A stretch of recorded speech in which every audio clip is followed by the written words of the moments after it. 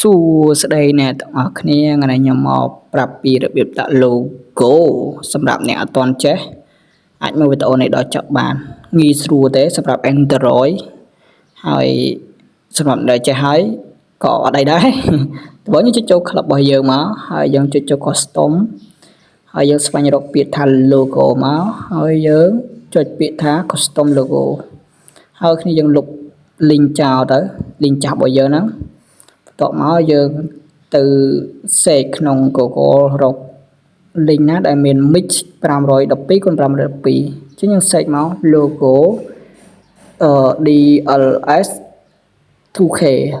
no 26 URL 512x512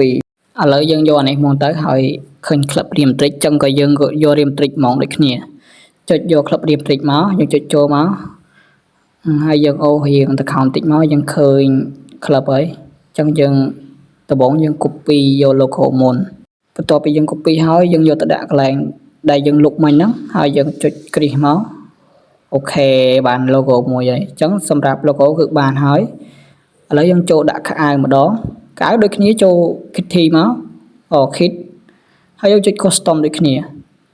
មកដល់កន្លែងនេះកន្លែងដាក់ link ដូចគ្នាយើងចេញទៅយក link ទៀត link កៅម្ដងឥឡូវខ្ញុំយក link កៅម្ដងនេះតែខ្ញុំសូមបង្ហាញតែអាកៅខាងលើមួយឈុតទេសារខាងក្រោមគឺវាដាក់ដូចតែគ្នាទេគ្រាន់តែដូរចុចទៅមុខទៅអញ្ចឹងវីដេអូហ្នឹងគឺ